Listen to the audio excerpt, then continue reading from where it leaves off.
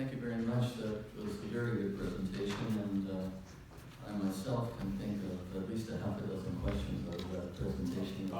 We can talk about afterwards in the panel session. Next is Dr. Carol Durno, who's a big part of our hereditary colon cancer group at our research center.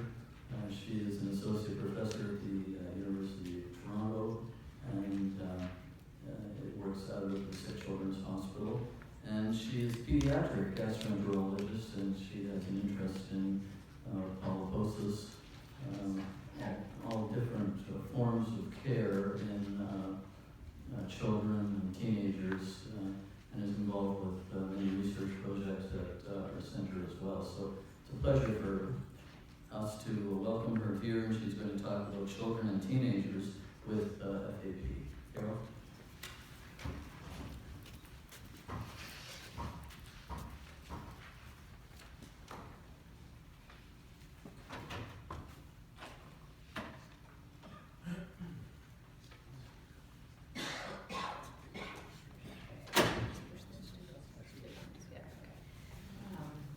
Good evening. Thank you very much, Zane and Kara, for inviting me.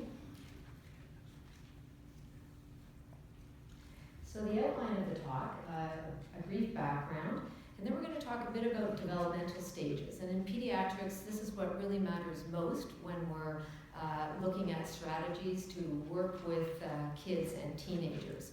How to talk to kids about FAP, and then again, focusing on some of these strategies.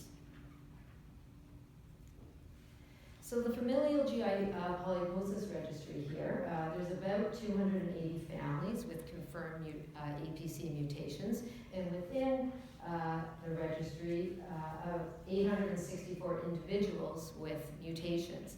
So our job as pediatric gastroenterologists are to look after all of the offspring of these families.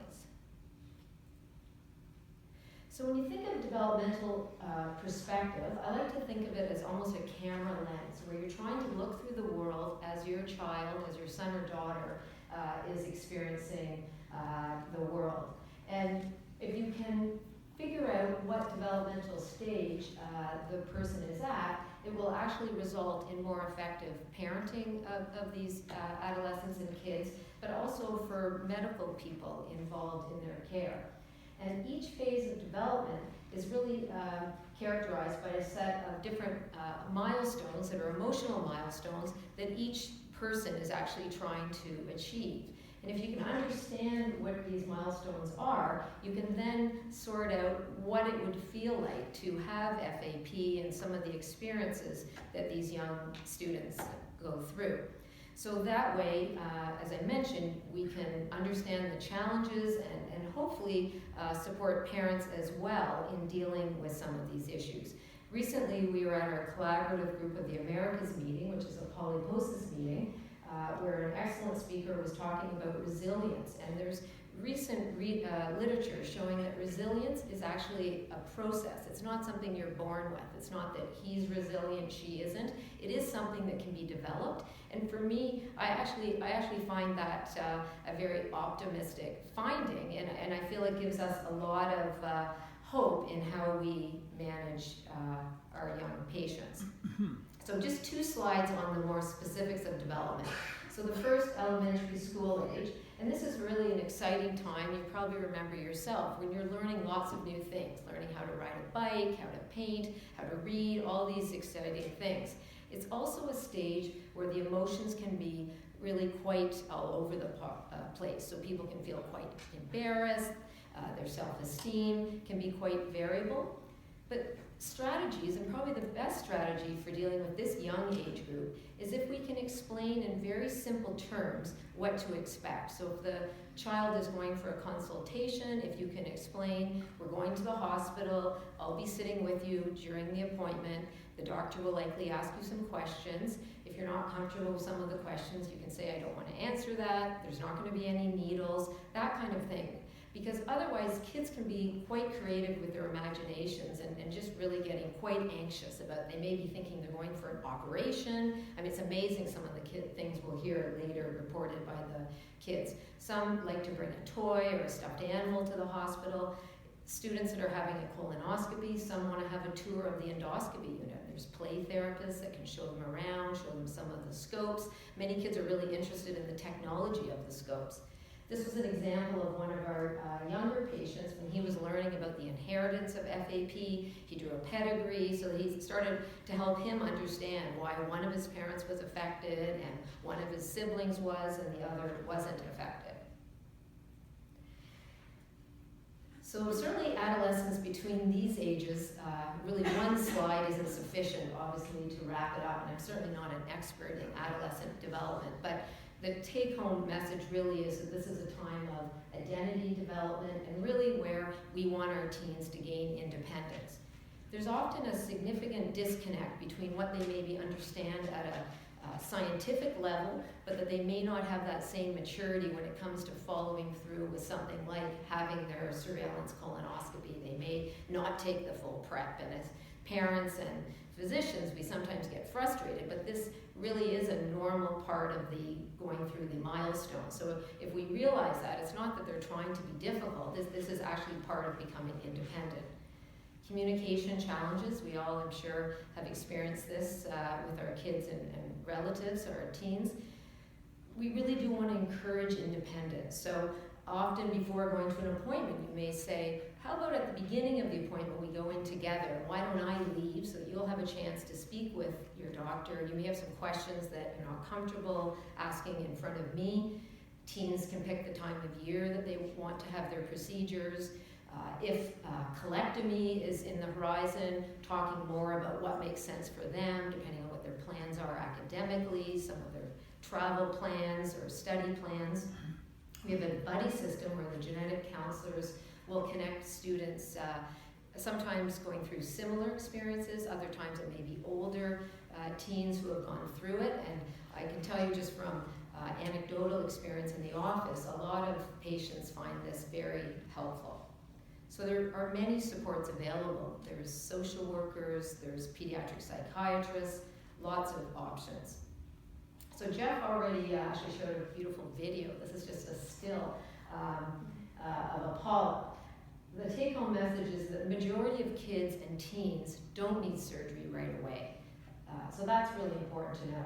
Here on the left is an image of a normal colon. So I'll often say to patients, if you look at the palm of your hand, that's really what the inside of the bowel looks like. And when you have a polyp, this is a young teen in the practice, this is what the polyp looks like, and you've already seen how the snare is applied, cautery, and it's removed. There's not nerve cells in this area, so patients don't feel any pain during the procedure. The surveillance recommendations start with sigmoidoscopy, and you can see here that it's a more limited scope, 10 to 12 years of age, and then once polyps are found, an annual colonoscopy.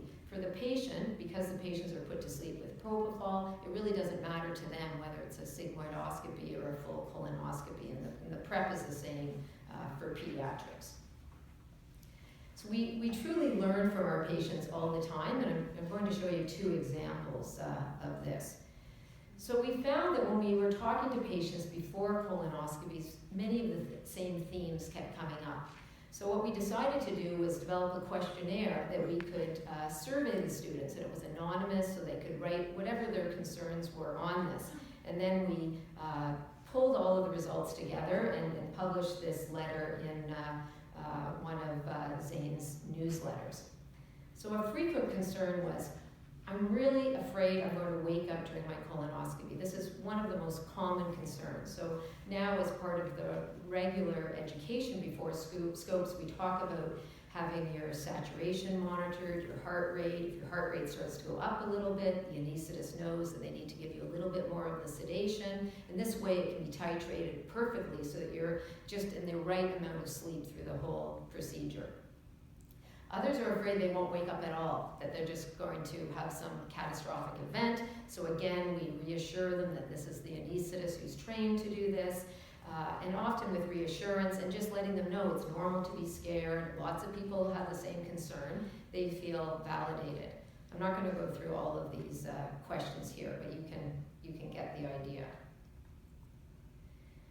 So this is another example where we learned from our patients. I was referred this 8-year-old girl with rectal bleeding. There was no family history of bleeding, no family history of polyps, and you can see that she had a tremendous number of polyps, and her whole colon really was made up of polyps. And you can see that it really wouldn't be feasible to remove each of these polyps, and you certainly couldn't biopsy every single polyp. So the recommendation in this circumstance was to have colectomy, and this is unusual in such an age group. Her parents wanted to know, how is she going to manage around the time of the surgery? What will her self-esteem be like? How will this affect her long-term in her life? They wanted to know what will the outcome be with respect to the function of the pouch that was the recommended procedure. So when we went to the literature, there really wasn't a lot of material focused on these very young patients. So we worked with our psychosocial investigators and designed a trial where we could look at quality of life and functional outcome in kids less than 14 who had had colectomy for FAP. And I'm pleased to say that the results were very positive. This girl really was the starting point in this study, and we reported these results in Germany at one of the international polyposis meetings, and then also in this surgical journal. So self-esteem and body esteem were within normal limits compared to population controls. There were very effective coping strategies, which are shown here on the slide. There was a subgroup of patients, about 20%, who had more stress, more anxiety around the time of the surgery. So knowing that information, we're able to basically try to identify patients that maybe would be more at risk before they went through surgery. So we have more involvement with psychiatry and social work in those cases. The bowel function was favorable in these young patients. So just as I'm closing up here, this is a screenshot from the center website, and you can see the address to Google, but we have a Kids Corner section. So students can read about anatomy, they can read about polyps, FAP, and we really welcome any of the students that want to submit materials, maybe letters, it could be anonymous, maybe photographs or drawings, because it really does help the other kids in the office. Kids will report back saying, oh, I looked at that, I have a question. So really, your kids can add great wealth to the website. So in conclusion, the majority of kids don't need surgery right away. And if we can better understand what stage of development your son or daughter is in, it will help us and you manage them. Resilience can be developed, and we learn from you and your children and welcome any feedback. So I just want to acknowledge the team of genetic counselors here, especially Kara, who's organized the night, and a special thank you to the Heller family.